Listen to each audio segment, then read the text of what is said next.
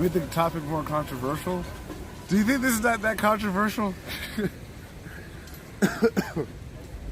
I think it's controversial enough. But right, I think people are actually agreeing too much.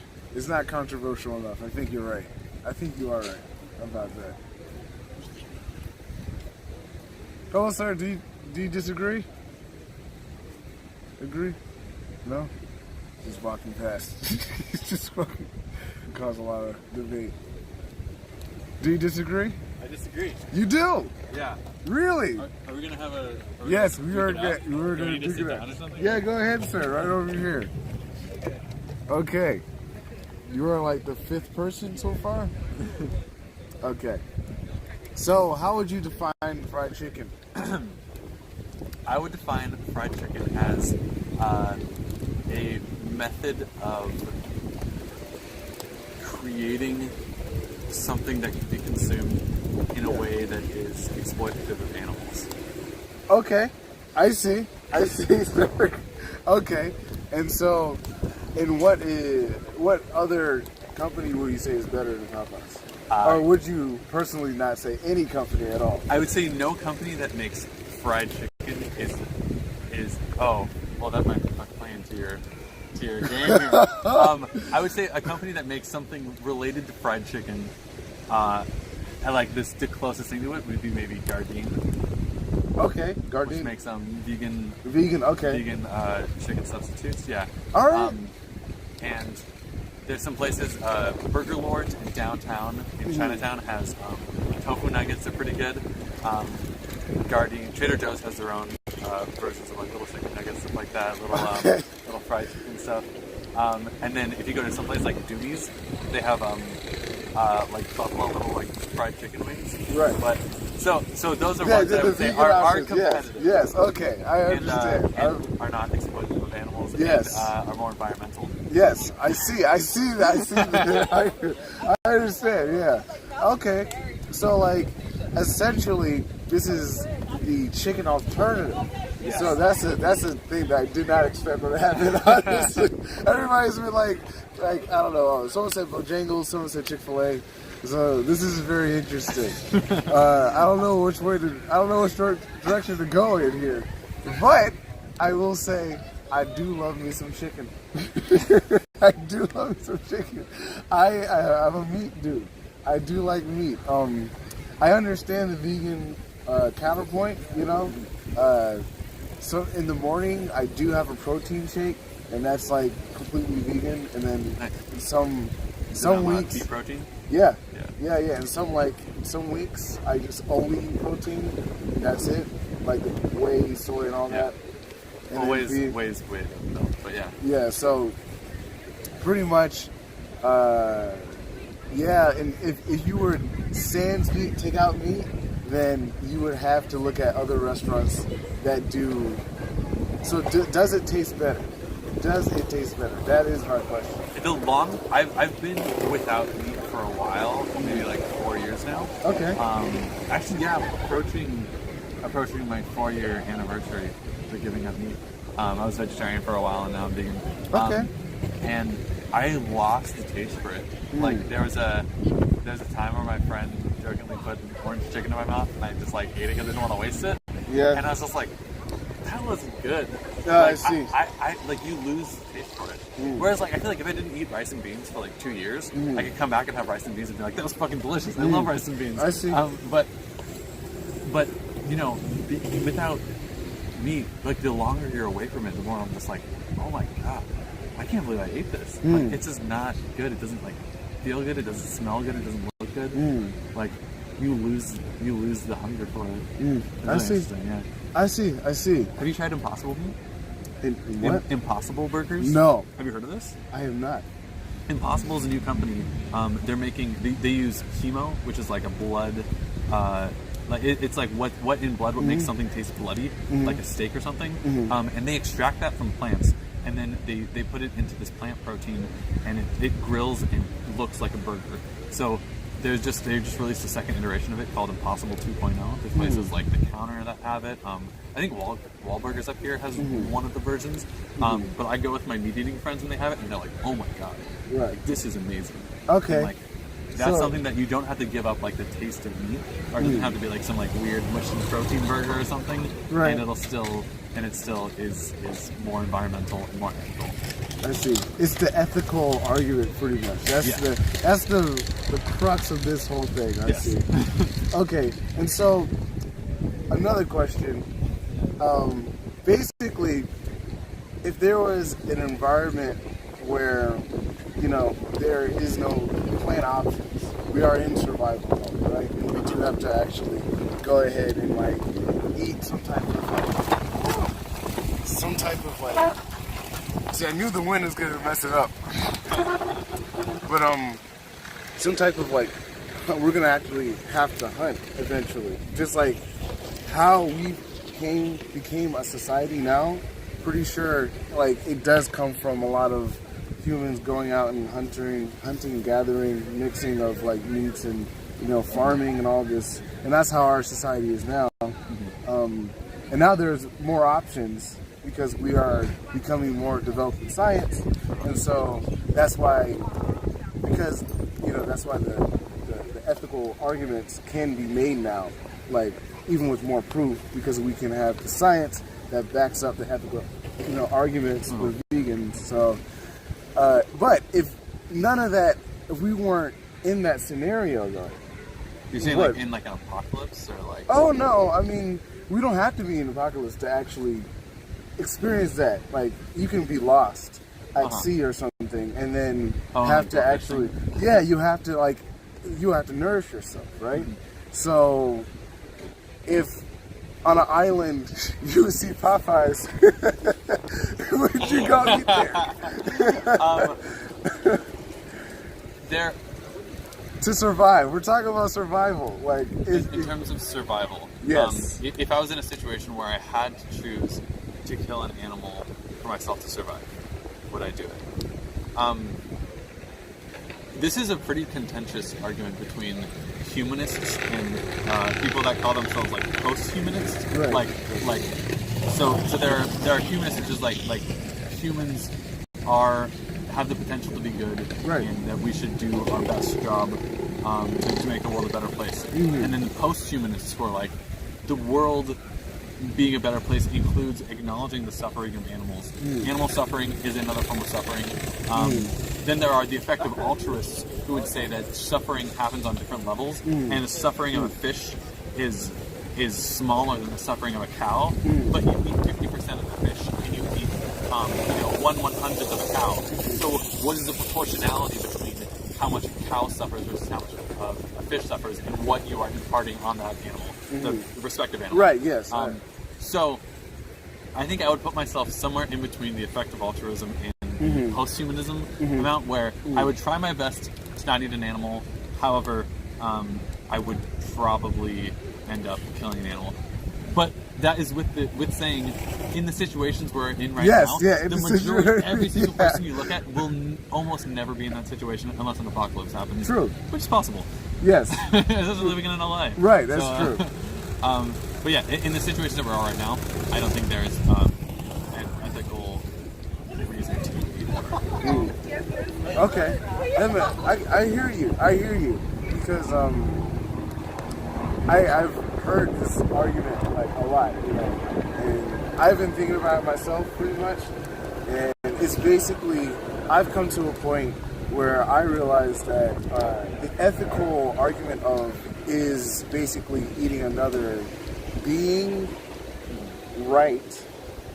And are we as humans, I guess, allowed to do that type of thing where we put ourselves above all other beings and then basically consume to survive? Is that right or not? But it's not to survive. Is I think what makes it different. Because if, like, I have friends that are allergic to peanuts and frill, and they find it really difficult to find a nourishing meal. They're allergic to like walnuts. You know, Like, there are situations where I think someone could have enough allergies where I would be like, okay, like, it makes sense. But I have another friend who was allergic to peanuts and made this argument for years, and then started dating a vegan guy, and now she's vegan. And she's like, it's so easy. I can't believe I thought it was hard. Like, I just never actually tried it. So, like, on one level, like, individuals can do whatever they want. On another level, I think it's our responsibility to persuade people to try to act more ethically, even if that just means cutting back meat a little bit, or like thinking before you eat and being like knowing where it comes from, knowing the environmental costs of it, that it takes, you know, thousands of gallons of water to make a pound of beef. Like, people can do what they want, but also people should be educated on the decisions that they're making. That's very because true. I'm sure if you're in California, you care about environmentalism. Very true. Yeah. That if it would be like, if you had a friend, I think of this as like an interesting analogy for it. If you had a friend who could sleep without having running water, but really liked sleeping with the shower running, how would you feel about that? You'd be like, I mean, I'll let your answer first. Like, oh, hold on. Repeat the question one more time. Just hold on. One more time. If you had a friend who liked to sleep with the shower running, Right. how would you feel about that? I would definitely not like that friend. Where he's unnecessarily wasting water in a way that you think is kind of like irresponsible, and he would be fine without doing that. It's not like he can't sleep without water running. Well, he just kind of prefers it because he likes it. Well, I would say that it's pretty wasteful, you know, like, especially in terms of how much money, if he's living or paying the bills in that space, then he's gonna not need that water. I mean, he's not using it. Yeah. So I would not like that friend as much. I'm trying to make sure the thing doesn't fall. I'm trying to make sure it doesn't fall. In terms of meat consumption, that's how I view the meat consumption argument. Like, it's, you don't need it, but you want it, and the amount more, the amount of happiness it gives you seems disproportional to the amount of resources that go into it. So that's my analogy. I see. So it's about the resources. Yeah. Also resources. Yeah. That's actually what made me go vegetarian, and then the environmental side of it. It just seemed irresponsible. Yeah. So basically, the amount that it does take to even maintain the animals. Yeah. And that cows release more methane than any other animal. So it still, I do have the argument of it doesn't really, in terms of a universal sense, like, we are small creatures on this planet that's just floating in space also, and then there's all these universes around us. You know, the fact that animals consume other animals, I think, is just only a result of survival. That is what we've learned, and certain animals we have literally, you know, we've obviously become more intelligent than the others. So we even choose certain animals that we don't eat. At least certain cultures, at least. With certain cultures. Like, why don't we eat horses? Yeah, I mean, we used to. Some people, I've watched a few YouTubers who talk about, like, that's in Asian countries though. They're talking about, I think that was like in Mongolia. I think they eat their horses. So it's like the difference of the ethical. Yeah, definitely. There's an ethical argument about, look, is it right to eat another animal? Is it right to cause suffering? But there is another argument that I would place on top of that, saying that pretty much suffering is the way of existence itself. So it doesn't mean that much either way. You know what I mean? Well, you don't see, like, being because tortured is it versus right? not being tortured. Because like, basically we're saying, is it right? You know, is it actually right? But what is right? Because if I'm trying to survive, and then a lion is trying to survive in the same situation, what should I do? You know what I another mean? one of those things where it's like you're not going to be in that situation. Like the actual That actually real happens, life though. practical situation. We have the greatest example that's happened a couple weeks ago when a lady fell into she went into or fell into the cage again with a lion at a zoo, and that lion was like, "Thank you." That's and presuming that zoos are ethical. Well, no, I'm just kidding. Yeah, there's something on that. They're usually rescued. They're usually rescued. I see that. But then also, a lion is a lion. And a lion doesn't think like we do about ethics or anything. A lion survives to eat. He's not even going to think about, are we going to then go and judge a lion in the African, Congo to just, you shouldn't be eating that zebra. You shouldn't do that because you're causing suffering. Are we going to do that? They literally would not survive otherwise. Exactly. And so I think that's how would we put ourselves apart from them? Because we are also mammals. But we also are omnivores. Well, I guess I'm an herbivore. Yes. So are bears. Bears are also omnivores, but they tear up a lot of things. They tear up they tear up fish. They tear up other bears. They tear up humans. They tear up everything. And so, should we bring like a political, ethical argument to bears also? I don't know how you would legislate. You can't. Vegetarian bear. I mean, it's ridiculous. It's absurd.